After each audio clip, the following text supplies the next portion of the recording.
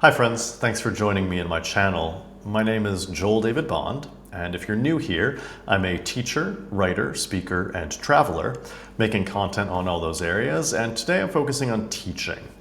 Specifically for context, I am currently teaching English language and literature at a private international school in West Africa. I've spent the last 10 years in curriculum development and education around the world, and I'd like to share with you a system that I've come up with that's really helped me get students engaged with reading and literature in a way that I never really thought possible before.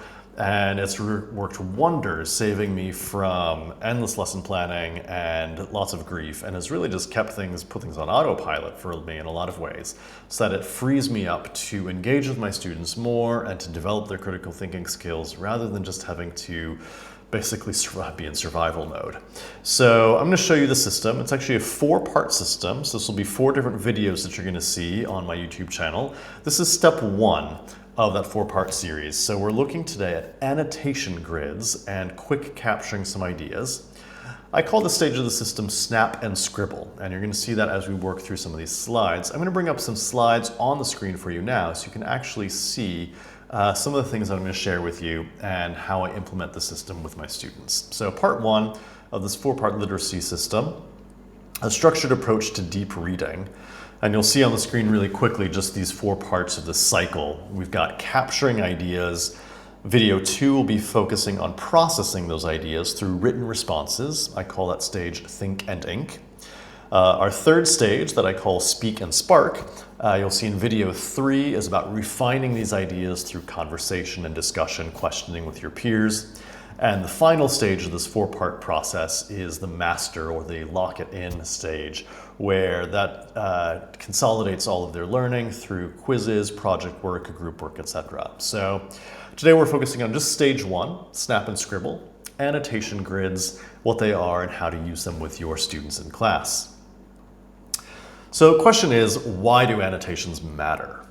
Well, you want your kids to read, right? And how many times do they go home and they don't read the text, they come back to class, you ask questions and you're met with crickets, right? Like just nothing, no response. Annotations can really help your students engage deeply with the text.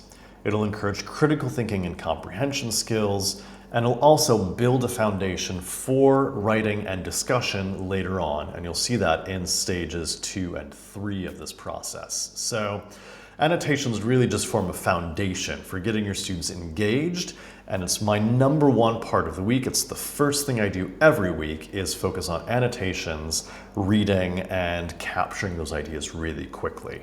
So what are annotation grids? You see a little snapshot there in this visual on the slide for you. I start my week every week with my students with a silent reading or an out loud reading in class, and a 9-square grid that they use to analyze the text. This is super quick capture, it's very low stakes, and it covers all the key components that you need to really get the ideas off and running. I like this because it provides a visual record for students' thinking, and it captures things like theme, character motivation, conflict, main quotes, gets people really engaged, and doesn't take a lot of time. We're not having to reinvent the wheel.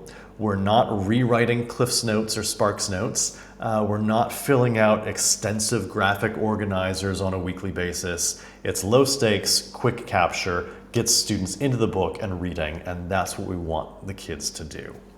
So, what are my 9 annotation categories? On the screen you see those 9 categories here, and I simply can have students draw a tic-tac-toe grid in their notebook, or you can go in my Teachers Pay Teachers store and get some pre-printed ones, some printables that you can use. But there's just simple 9 categories. A doodle. What's one visual representation of something you read in the chapter?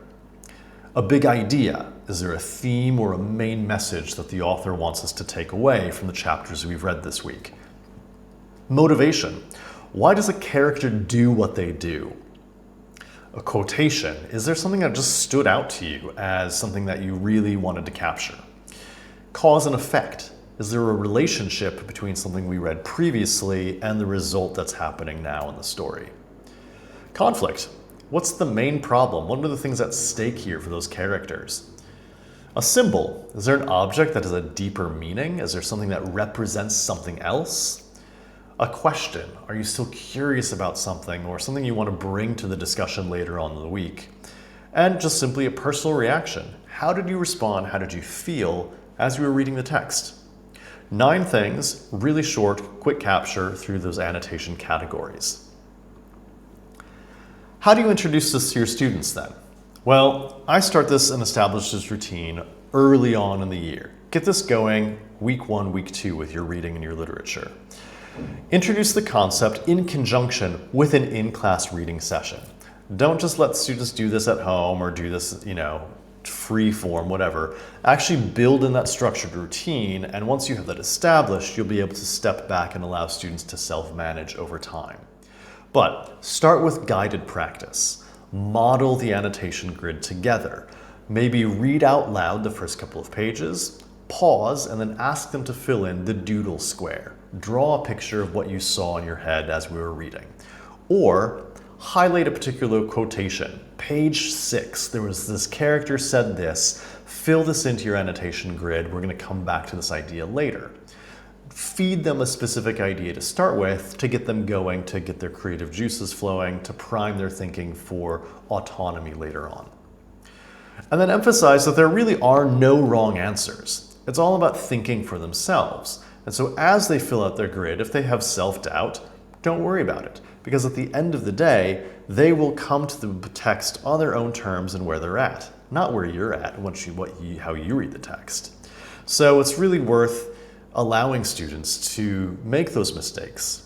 The one who does the work does the learning. That's what I tell my students all the time. And so if they put in the work, they'll actually learn. And whether the ideas are right or wrong will come out in the wash throughout the system here in steps 2, 3, and 4 as well. So I let students make all the errors they want as long as they complete their grids and focus on supporting their ideas with evidence from the text.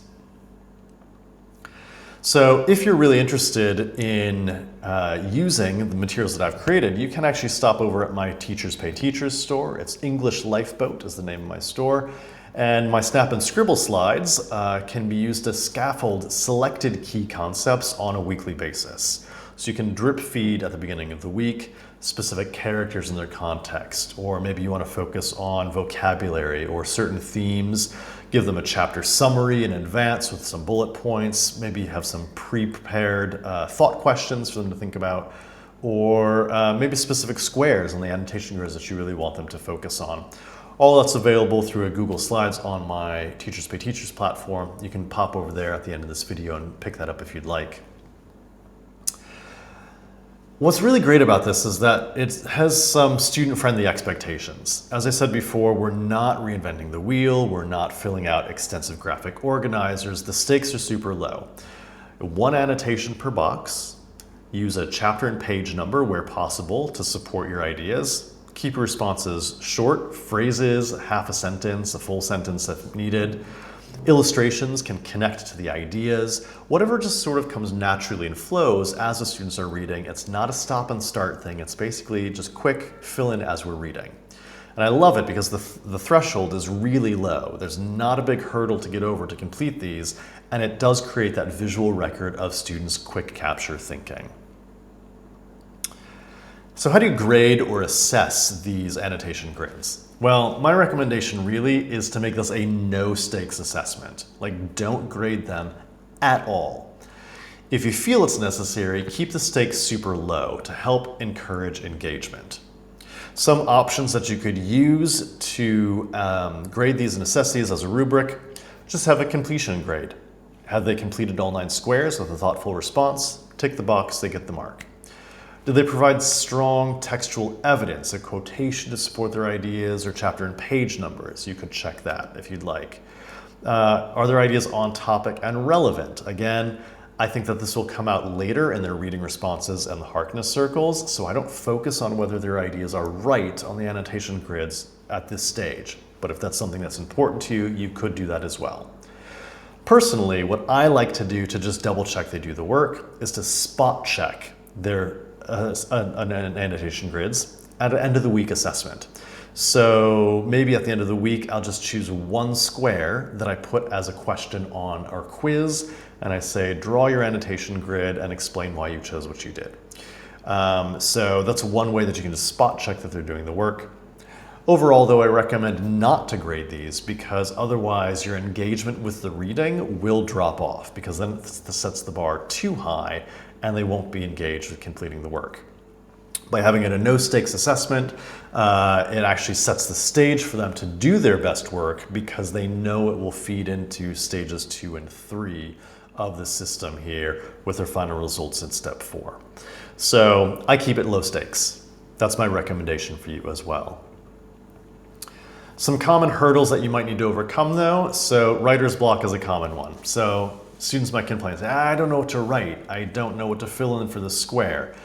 That's why I recommend maybe having some sentence starters, maybe selecting a specific square at the beginning and say, today we're going to focus on completing your big idea square. Please complete your all 9, but here's one idea to start with and feed them those ideas. Again, you can find some ideas for starters in my Google Slides, the Snap and Scribble on Teachers Pay Teachers, so pick those up if you'd like. The other thing you might come up against is the perfectionist. Artist perfection. Oh, my drawings aren't very good. It's not about the ideas. It's about the ideas. It's not about your art skills. And so by removing that expectation, by removing the grading element, actually, it frees students to actually be a little sloppier, to be a little bit messier, to quick capture. And then actually, what's surprising is that because they know it's not graded, a lot of my students do better work because they want that to feed into the next stages, which you'll see in videos 2, 3, and 4. Maybe you have a student who complains that they can't find a quote. I'm stuck on this quote. I can't find something to support this idea. I say, back up and think about what stood out to you. Don't worry about if it's right or whether it's wrong. What caught your attention? Go back, reread the last 2 pages, and what jumps out to you? Is there a conflict? Is there a quotation? Is there a motivation that you really just like, oh, that makes sense to me? Use that. Don't focus on getting the right answer. Focus on completion. Focus on filling it in with whatever catches your attention. Students will come to the literature on their own terms, so you can't force it on this one. How does this fit into the bigger picture? So as I said, this is a 4-step system, and I'll show you here the cycle. We're starting with Snap and Scribble today. Video 2 is Think and Ink. That's a written response, and there are ways that we can AI proof that. I'll show that in the next video. Speak and Spark is stage 3, where we're doing a discussion. That's Harkness Circle or Socratic seminar style discussions. And I'll talk you through my system for how I get my students to actually talk in class in a way that's constructive and helpful. And stage 4 is our Lock It In, where we demonstrate mastery over these concepts through our quizzes and through group work and projects. So we'll talk you through that in video 4.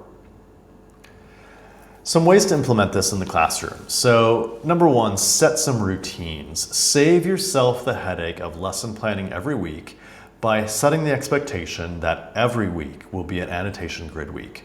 Lesson 1 is in-class reading. Lesson 1 is annotation grid time. Lesson 1 is some routine that you establish that they know that this is something you're going to work on and you can monitor rather than give constant input. Now, typically what I do at the beginning of the week is I say it's silent reading time. I have a 55-minute lesson period. Typically we get a good 20 to 25 minutes of solid reading time. The other parts of that are bookended with some input and some debrief at the end. So I do input vocabulary and key themes. Sometimes I'll give a chapter summary. All this is up to your discretion based on the amount of scaffolding you need to give your students for any particular week or any set of chapters or any particular book. But I do make sure that that expectation is there, that they know that they're reading and filling out those annotation grids. Second, scaffold their work. Don't just expect students to jump into this and know what they need to do, but rather give them some specific information to fill in on a particular square. Again, Snap and Scribble slides on Teachers Pay Teachers will help you out with that. Give them a big idea, give them a quotation, help prime their thinking for what they need to complete. And finally, allow exploration. Don't worry about right answers. Allow students to have their own interpretations of the text. If it's wrong, it's wrong. They're going to find out through their written responses and through the class discussions later on. It'll all come out in the wash. and they'll be able to self-correct through this entire process. That's what learning is being able to self-correct, being able to recognize your errors and come to a corrective course through time. We're not worrying about getting this right on stage one. We're worrying about doing it, doing the work, and learning through that growth. So that's my stage one, annotation grids. How's this gonna work in your classroom? Let me know in the comments below. Did this work? How have you set this up? Did you do anything different with this? I know teachers have used this same concept and done bingo squares or they've gamified parts of it. So feel free to do that as well. Let me know how you've modified and adapted this for your own classroom so that it works well for you and your students. Everything's available on Teachers Pay Teachers, the things that I use on a weekly basis. So I've got some printable annotation grids. There's some classroom posters that are there to help remind students of the categories that are available to them. I've got some large scale grids for collaborative wall art, which is a great project you can do. And I've got some customizable Snap and Scribble Google Slides, which you can fill in with the input sections that you need to at the beginning of the week. Hopefully all that's worked for you and that you understand now how you can implement these annotation grids. I found it super helpful for me. I hope it's helpful for you. Thanks for staying tuned all the way to the end here. Stop in at the Teachers Pay Teachers store if you'd like to pick up my own materials or develop your own and let me know how they work for you. Thanks a lot, and we'll see you on step 2.